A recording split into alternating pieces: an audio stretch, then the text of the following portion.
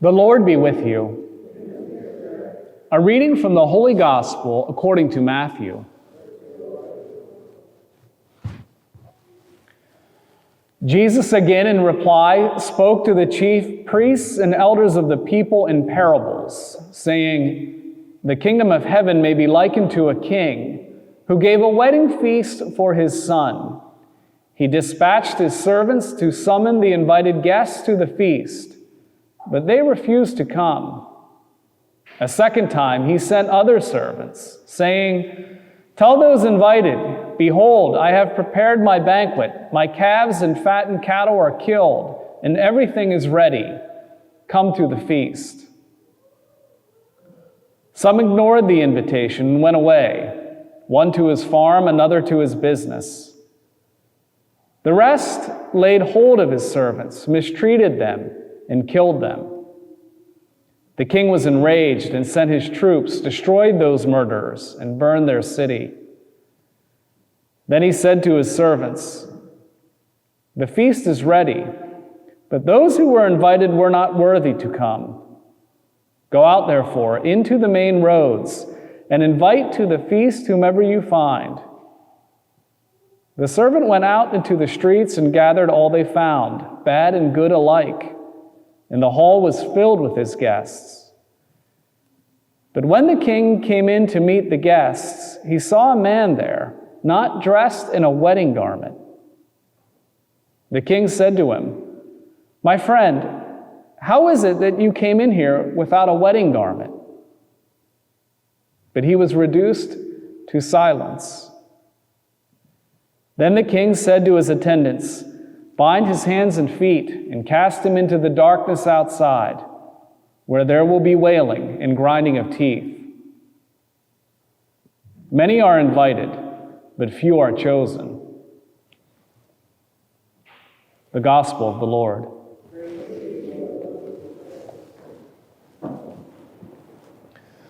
Stop and consider for a moment.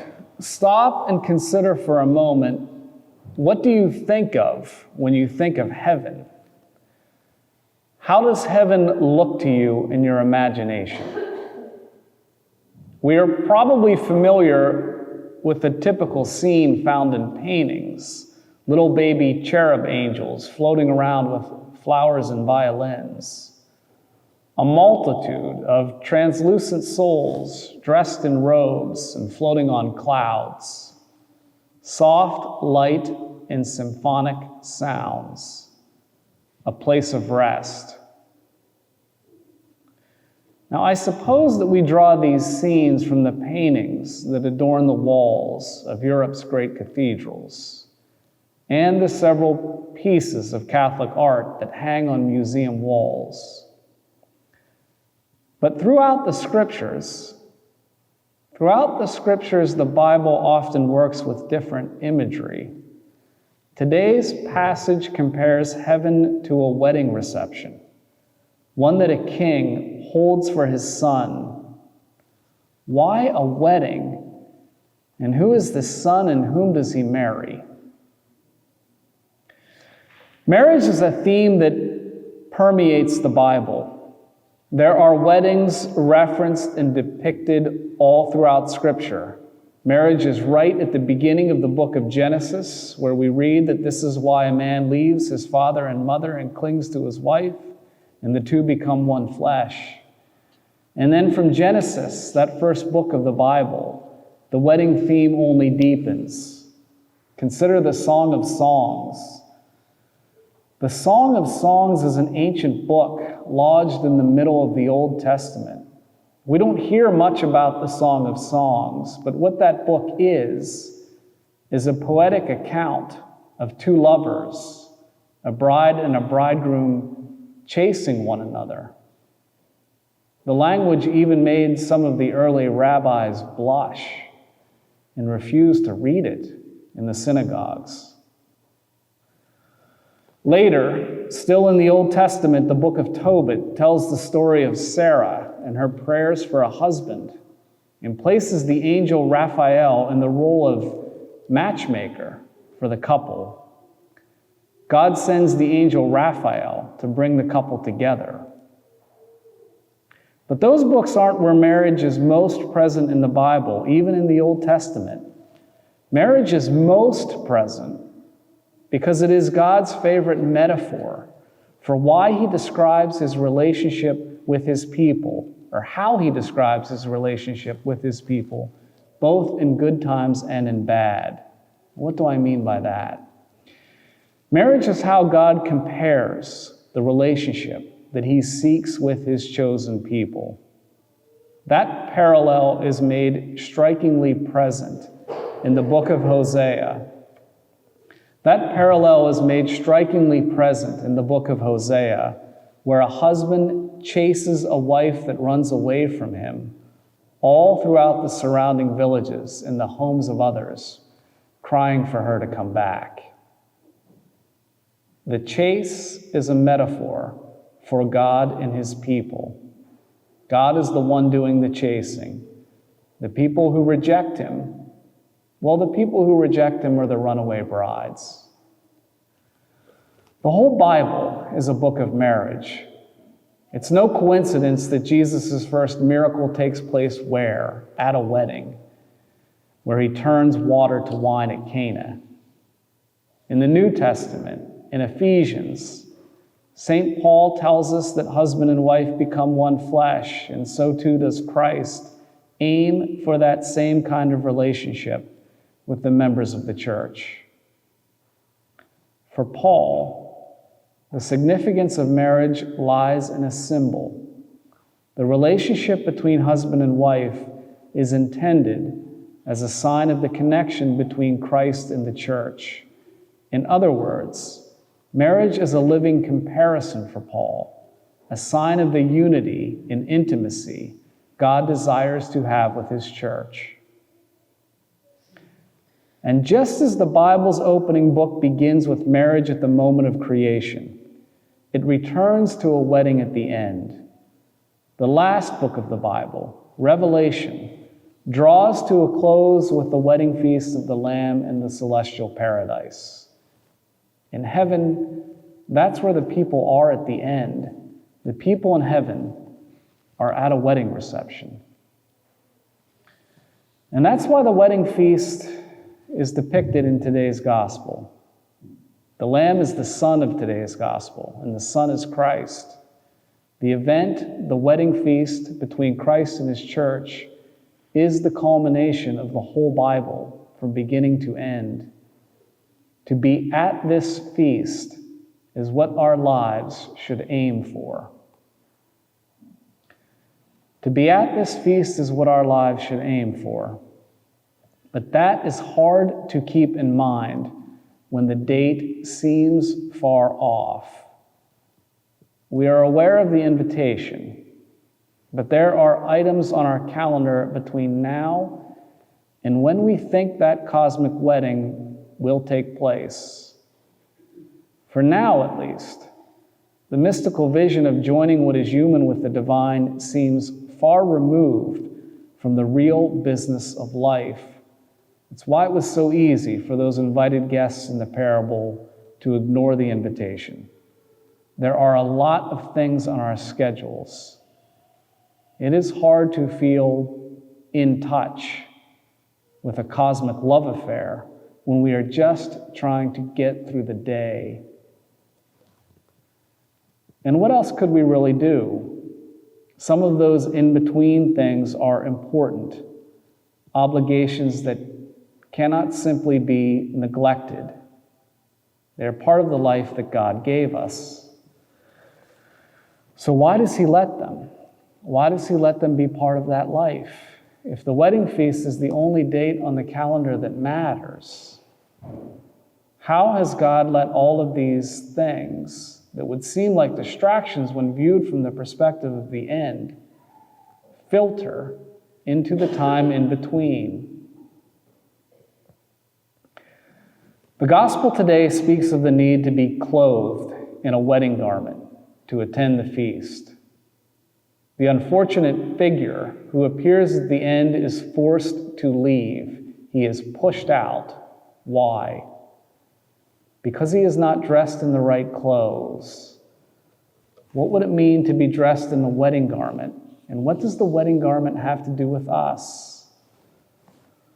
Well, I want to suggest to you that God allows all of the in-between things on your schedule, all of the tasks and troubles of your daily encounters, all of the things that you're dealing with, whatever these other things are, to enter into the course of your life not as distractions, but as material for sewing together a garment for the soul. That is what the person pushed out at the end failed to do, to take the actions of his life between the invitations and the feast to build that wedding garment. To use the language of a parable, a wedding garment, so that you are prepared to attend the heavenly banquet, is what you should make of the troubles and daily encounters of your life. They form the material of which this garment is made. Think of all of the activities that you do in your day as opportunities to stitch together your wedding garment, that piece of spiritual attire that you will need to wear to be part of the festival. How and why you do these actions will determine whether you've made that garment a little more fitting for the feast. Almost any example will suffice. Consider actions as simple as just getting up in the morning and going to work, or visiting someone who doesn't get the chance to get out much, or doing the laundry for a spouse or a child, can be opportunities to put another stitch in that garment when done for the right reason. And that right reason is charity. Because whatever it is you do, the motivation for why you do it, which affects how you do it, can mark the difference between something done out of genuine charity, touched by grace, and something done for any other reason, even if those other reasons are, on the whole, blameless. And I think that any close reader of the Bible would have to conclude that those other reasons, like duty, for example, don't do much to stitch the garment. Only charity, only love binds the pieces together. Now, this idea extends outside of our family and circle of friends as well. Even our good intentions can be made better. Think about giving food to the hungry. We at St. Sebastian's have in the back of our collection food for the food pantry near the doors in the vestibule. Now, to give to someone for the purpose of nourishment so that they have food is a good thing. But to feed the hungry because you want the recipient to know that someone cares, to know that there is someone out there who cares, whether they lack or have abundance, is much better. In this second way, food is just a tool or a medium, a way to communicate concern. In this vein, you show that you care about the person, and food just becomes a way of showing it. It takes on a spiritual quality. All of your acts can do something of the same. Now, the cans and the boxes of goods get into mouths and bellies either way. But giving for the sake of nourishment on one hand and out of genuine concern on the other are two vastly different acts viewed from heaven. Think of a genuinely charitable act of transferring a caring thought into food, or into the way that you do your laundry, or into the cheerful way that you greet a grumpy person after a hard day. In a very faint way, it's not unlike the incarnation, the way that God transfers his love so that it is incarnate, material, and gives expression in the flesh of the Virgin Mary. The point is this: the right intention makes the spiritual material, concrete, and tangible in our actions. It is the form that vivifies and gives life to an otherwise inert action. Every little act you do is a chance to make charity physical. And when it becomes physical, it can be fabric that covers the neighborhood. And it is charity that makes the wedding garment. All of the trials and troubles that God puts into our lives form the material, the raw fabric, that if we stitch it together properly with a charitable heart, can be made into the right kind of clothes that we need for the spiritual life. When we work the fabric of our daily lives in a spirit of charity, trying to weave a little bit of affection and concern into our acts, we are stitching together the garment that we will want to be wearing at the end of time. And the more we reflect charity in our actions, the more adorned we will be when it comes time to assemble for the wedding. In other words, the greater the charity, the more glorious our clothing. All of our days become opportunities to make sure that we are among the best dressed people in the wedding hall of heaven.